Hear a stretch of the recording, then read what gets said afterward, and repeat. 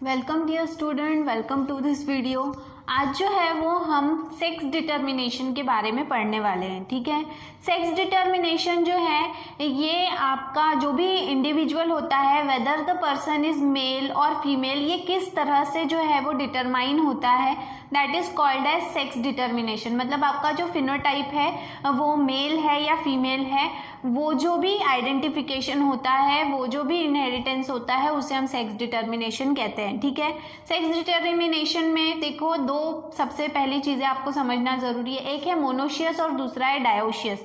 Monoecious का मतलब होता है बायसेक्सुअल, मतलब एक ही ऑर्गेनिज्म में दोनों तरह के सेक्सेस पाए जाते हैं, मेल सेक्स ऑर्गन भी और फीमेल सेक्स ऑर्गन भी, तो उसे बायसेक्सुअल कहा जाता है या फिर it is called as hermaphrodite. ठीक है, उसे क्या कहा जाता है, हर्मेफ्रोडाइट। दूसरा है डायोशियस। डायोशियस मतलब यूनिसेक्सुअल, एट ए टाइम एक इंडिविजुअल के बॉडी में एक ही प्रकार का सेक्स ऑर्गन है, या तो मेल सेक्स ऑर्गन है या फिर फीमेल सेक्स ऑर्गन है, उसे यूनिसेक्सुअल कहा जाता है। ठीक है, देन यहाँ पर देखो सेक्स डिटर्मिनेशन, जैसे हमें पता है कि जो भी ह्यूमन बीइंग का अगर हम बात करें तो ह्यूमन बीइंग में जो है वो कितने नंबर ऑफ क्रोमोसोम्स हैं, टोटल 46 नंबर ऑफ क्रोमोसोम्स हैं। ठीक है, इन 46 नंबर ऑफ क्रोमोसोम्स में से जो 2 क्रोमोसोम्स हैं वो सेक्स क्रोमोसोम है और बचे हुए जो 44 हैं वो ऑटोसोम्स हैं। ठीक है, ये हम लोग ऑलरेडी देख चुके हैं। अब ये जो भी दो, हमें किसके बारे में बात करना है, ये 2 सेक्स क्रोमोसोम के बारे में बात करना है। ठीक है, अब ये 2 सेक्स क्रोमोसोम अगर हम देखें तो मेल और फीमेल, या तो वो इंडिविजुअल जो है वो मेल रहेगा या फिर वो फीमेल रहेगा। ठीक है, मेल में जो है हमें पता है XY क्रोमोसोम होता है और फीमेल में जो है वो XX क्रोमोसोम होता है। अब सबसे पहले सेक्स डिटर्मिनेशन में एक्स क्रोमोसोम की जो डिस्कवरी है ये जिन्होंने की उनका नाम है हेनकिन। हेनकिन नाम के जो साइंटिस्ट है उन्होंने स्क्वैश बग, जिसका नाम है एनास ट्रेस्टियस, ये जो भी बग है इसके बॉडी में जब वो स्पर्मेटोजेनेसिस की प्रोसेस, मतलब स्पर्म फॉर्मेशन की जो प्रोसेस है ये स्टडी कर रहे थे, उसके दौरान उन्होंने एक्स क्रोमोसोम की डिस्कवरी की, लेकिन वो उसे तब क्या कहते थे, एक्स बॉडी कहा करते थे, मतलब it was called as X body. ठीक है, जो थोड़ा सा लॉन्ग था as compare to Y chromosome. यहाँ पर देखो मतलब एक लंबा सा बॉडी था, लंबा सा क्रोमोसोम था, इसलिए उन्होंने उसको एक्स बॉडी कहा गया। ठीक है ना, तो इस तरह से जो है वो सेक्स डिटर्मिनेशन में एक्स क्रोमोसोम की डिस्कवरी हुई बाय हेनकिन। अब जो है सेक्स डिटर्मिनेशन में आपके सिलेबस में 3 ऑर्गेनिज्म के सेक्स डिटर्मिनेशन जो है वो इंक्लूड किए गए। सबसे पहला है ह्यूमन बीइंग। ठीक है, सबसे पहला सेक्स डिटर्मिनेशन जो है वो ह्यूमन बीइंग, और जो दूसरा है वो है इन बर्ड्स, और तीसरा जो है that is in honey bee. हमको ये तीनों देखना है आज। ठीक है, सबसे पहले अगर हम ह्यूमन बीइंग के बारे में बात करें तो जैसे मैंने बताया आपको कि मेल और फीमेल, मेल जो है इसमें एक्स और वाई 2 अलग अलग गमेट फॉर्म करने वाले क्रोमोसोम्स होते हैं, क्योंकि जब ये गमेट फॉर्म करेंगे तो ये क्या करेगा, एक एक्स क्रोमोसोम और एक वाई क्रोमोसोम, मतलब एक गमेट कंटेनिंग एक्स क्रोमोसोम, एक गमेट कंटेनिंग वाई क्रोमोसोम। वहीं फीमेल में अगर हम देखें तो ये होमोगमेटिक होती है। ठीक है, तो मेल जो है ये क्या है, हेटेरोगमेटिक, हेटेरो मतलब डिफरेंट, और फीमेल जो है ये क्या है, होमोगमेटिक। होमो मतलब क्या, सेम, क्योंकि दोनों गमेट जो हैं वो तैयार हो रहे हैं वो सेम है। इन केस ऑफ मेल दोनों गमेट जो हैं वो जो फॉर्म हो रहे हैं वो डिफरेंट है। ठीक है, अब यहाँ पे जो भी ह्यूमन बीइंग है इसमें जो भी पैटर्न है सेक्स डिटर्मिनेशन का, इट इज कॉल्ड एज हेटेरोगमेटिक। हेटेरोगमेटिक क्यों कहा जाता है ये बाद में बताऊंगी। अभी देखो एक मेल और एक फीमेल जो है इनके बीच में जब मैरिज होगी तो क्या होगा, वो उनके सबसे पहले जो है वो रिप्रोडक्टिव साइकिल के दौरान गमेट फॉर्मेशन होगा। मेल में एक एक्स और एक वाई गमेट फॉर्म होगा, फीमेल में एक्स और एक्स दोनों ही जो है वो सेम गमेट्स फॉर्म होंगे। ठीक है, देन इसके बाद में एज अ रिजल्ट देखो जो भी ऑफस्प्रिंग्स तैयार होंगे वो होंगे एक्स एक्स। ठीक है, इस तरह से एक्स एक्स, इसके बाद में एक्स वाई एंड फिर से एक्स वाई, ये क्रॉस मेथड है, ये आप लोग अभी तक के आप लोगों को इसके प्रैक्टिस होनी चाहिए। अब देखो यहाँ पे एक्स एक्स मतलब जो भी नए इंडिविजुअल फॉर्म हो रहे हैं ये क्या हैं, दे विल बी फीमेल या फिर हम उसे डॉटर कहेंगे, और ये जो भी एक्स वाई वाले हैं दे आर द मेल या फिर हम उसे क्या कहेंगे, सन कहेंगे। ठीक है, अब मेल का जब sex determination, sorry human being का जब हम सेक्स डिटर्मिनेशन करते हैं तो उसमें पहली जनरेशन में जो है वो 50% चांसेस होते हैं फीमेल फॉर्मेशन के और 50% चांसेस होते हैं मेल फॉर्मेशन के। ठीक है, मतलब जो भी बेबी होने वाला है उसके 50% जो है वो चांसेस होते हैं कि वो लड़की हो और 50% चांसेस होते हैं कि वो लड़का हो। लेकिन जो भी होने वाला बेबी है, ऑफस्प्रिंग है, वो मेल रहेगा या फीमेल रहेगा, ये किसके ऊपर निर्भर है, तो ये जो है ये मेल पेरेंट मतलब फादर के ऊपर निर्भर होता है। क्यों? क्योंकि फीमेल जो है वो हर बार दोनों सेम क्रोमोसोम दे रही है। ठीक है, उसके पास में दोनों ही जो गमेट्स हैं उनके पास में एक्स क्रोमोसोम ही है, उसके पास में कोई ऑप्शन नहीं है। ऑप्शन किसके पास में है, मेल पेरेंट के पास में है। जो भी स्पर्म जो उस एग को फर्टिलाइज करेगा, उस स्पर्म के पास में एक्स क्रोमोसोम अगर होगा तो वो फीमेल तैयार करेगा, क्योंकि फीमेल के तरफ से मतलब मदर के तरफ से तो सिर्फ हमेशा हर बार एक्स क्रोमोसोम वाला ही एग तैयार होगा। लेकिन अगर मेल जो है उसका जो स्पर्म है जो एग को फर्टिलाइज करेगा वो अगर एक्स क्रोमोसोम वाला है तो जो भी बेबी है, ऑफस्प्रिंग है, वो फीमेल बेबी रहेगा। लेकिन अगर जो स्पर्म फर्टिलाइज कर रहा है वो वाई क्रोमोसोम के साथ में है तो जो भी बेबी फॉर्म होगा वो मेल रहेगा। ठीक है, मतलब बॉय रहेगा। तो इसीलिए in case of human being the sex determination और the pattern of sex determination depends on the organism who is or the individual who is heterogametic, जिसके पास में दो अलग अलग गमेट फॉर्म करने वाले क्रोमोसोम्स रहेंगे, सेक्स क्रोमोसोम रहेंगे, वही डिसाइड करेगा कि जो होने वाला बेबी है वो मेल रहेगा या फीमेल रहेगा। यही कारण है कि sex determination in human being जो है दैट इज हेटेरोगमेटिक टाइप। ये कौन से टाइप का है, हेटेरोगमेटिक टाइप का है, क्योंकि यहाँ पे होने वाला जो ऑफस्प्रिंग है वो मेल रहेगा या फीमेल रहेगा, दैट डिपेंड्स कि मेल के तरफ से कौन सा गमेट आ रहा है, एक्स वाला आ रहा है या वाई वाला आ रहा है। फीमेल क्यों नहीं डिसाइड कर पा रही है, क्योंकि फीमेल के पास में जो है वो दोनों ही जो सेट ऑफ क्रोमोसोम्स हैं सेक्स क्रोमोसोम के वो क्या है, वो सेम है, एक्स एक्स क्रोमोसोम है इसीलिए। ठीक है, तो इस तरह से this is the sex determination in human being. Let's move towards the sex determination in birds. Sex determination in birds is also heterogametic type. यहाँ पर भी जो भी आने वाला ऑफस्प्रिंग है वो मेल रहेगा या फीमेल रहेगा, वो वही इंडिविजुअल डिसाइड करता है, वही जेंडर डिसाइड करता है। इंडिविजुअल बोलने से बेहतर है हम जेंडर की बात करें, क्योंकि कोई एक अकेला इंडिविजुअल अलग नहीं होता। सारे के सारे मेल जो हैं वो अगर हेट्रोगमेटिक रहेंगे तो सारे मेल हेट्रोगमेटिक रहेंगे, फीमेल अगर हेट्रोगमेटिक है तो सारी की सारी फीमेल रहेगी। इसलिए हम कौन सा जेंडर हेट्रोगमेटिक है, किसके पास में दो अलग अलग प्रकार के गमेट्स हैं, वो डिसाइड करता है कि होने वाला जो ऑफस्प्रिंग है वो मेल रहेगा या फीमेल रहेगा, उसका जेंडर डिसाइड करता है। अब देखो यहाँ पर उल्टा है। ठीक है, यहाँ पर जो मेल है वो they are represented by ZZ, यहाँ पे it is represented by ZZ and female is represented by ZW। ठीक है, मतलब मेल जो है वो क्या है, मेल इज होमोगमेटिक। मेल यहाँ पे क्या है, यहाँ उल्टा था, यहाँ पे मेल क्या था, यहाँ पर in case of human being male heterogametic था, लेकिन in case of bird male क्या है, होमोगमेटिक है, और फीमेल क्या है, हेटेरोगमेटिक है। ठीक है, तो मतलब डिफरेंट गमेट्स कौन फॉर्म करेगा, फीमेल। यहाँ पर देखो Z, ठीक है, यहाँ पर ZW। ठीक है, अब क्या हुआ, नेक्स्ट F1 जनरेशन में ZW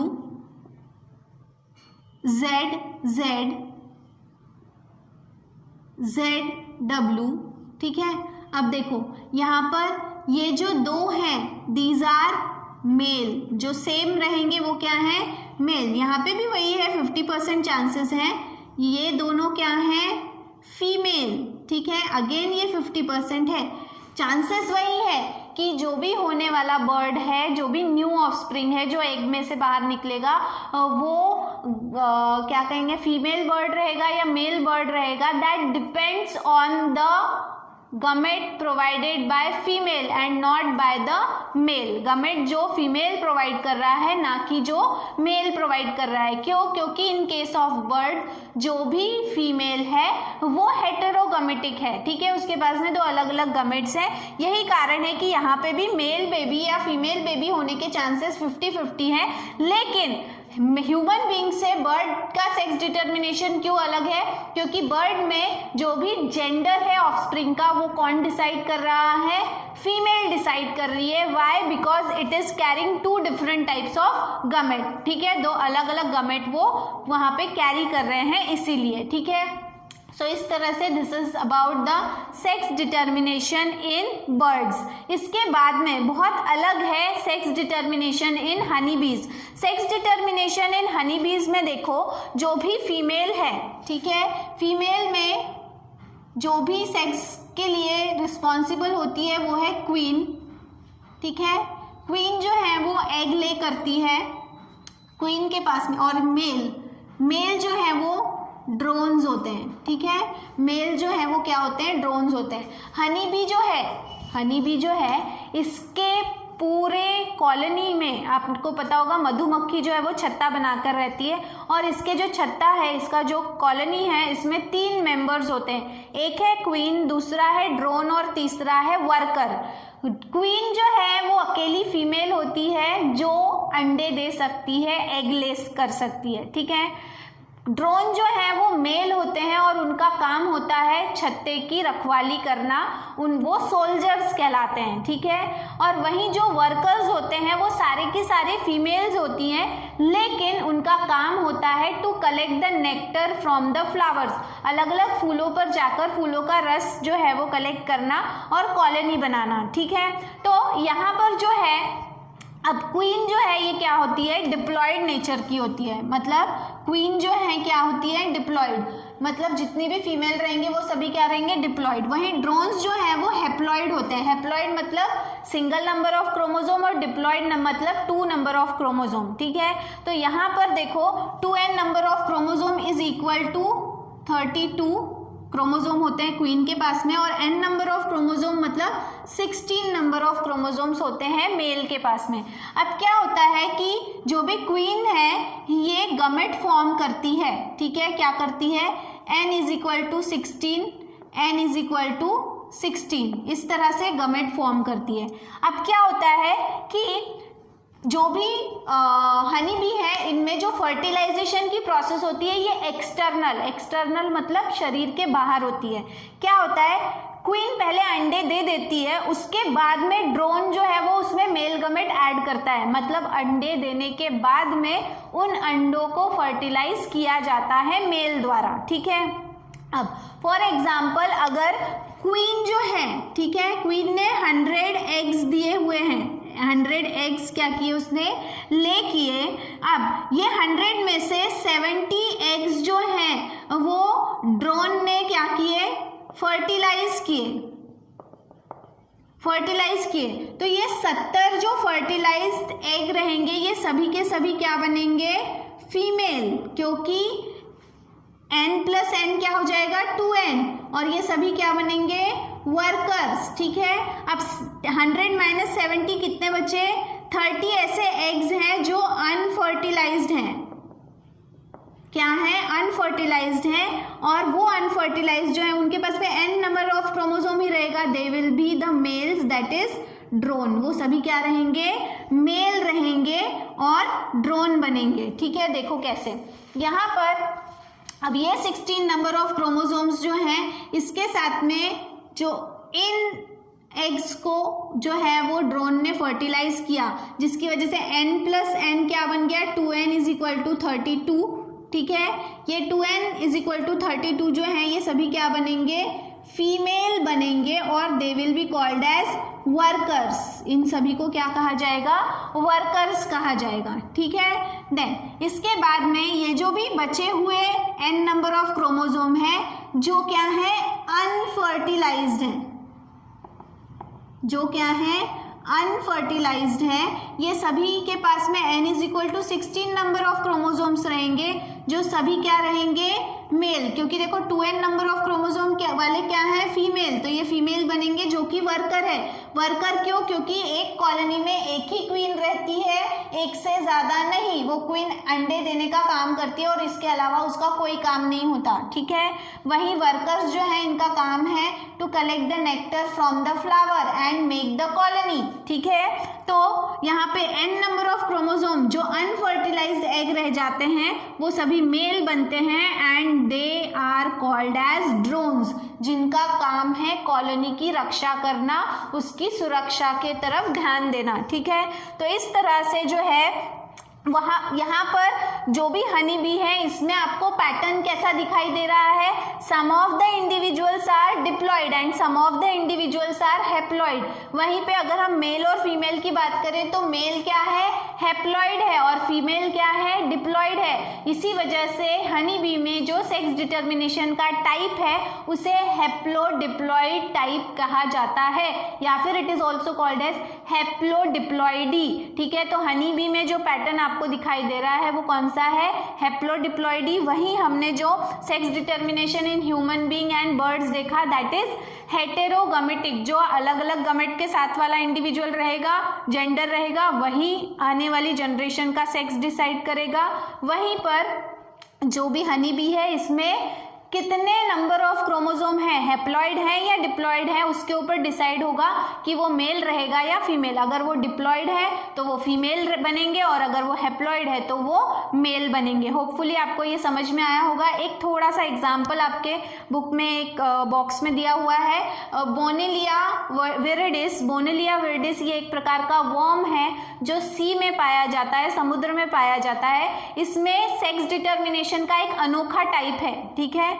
अनोखा टाइप ऐसा है कि ये जो भी वर्म है इसका जो लार्वा है, वर्म का जो लार्वा है, जब नया लार्वा तैयार होता है तो वो लार्वा किस पोजीशन पे जाकर सेटल होगा उसके ऊपर डिपेंड करता है कि वो मेल बनेगा या फीमेल बनेगा, ठीक है। जो भी बोनेलिया का वर्म का जो फीमेल होती है उसका जो प्रोबोसिस, उसका माउथ बहुत लंबा होता है, बॉडी बहुत छोटी होती है लेकिन उसका माउथ बहुत लंबा होता है, ठीक है। तो अगर जो भी लार्वा है वो जो नया लार्वा तैयार हुआ है वो अगर जाकर सी के फ्लोर में, मतलब जो भी समुद्र है उसके बॉटम में जाकर अगर वो सेटल हो जाता है, वहां जाकर अगर वो सेटल हो जाता है, रुक जाता है, तो वो फीमेल बनता है, ठीक है।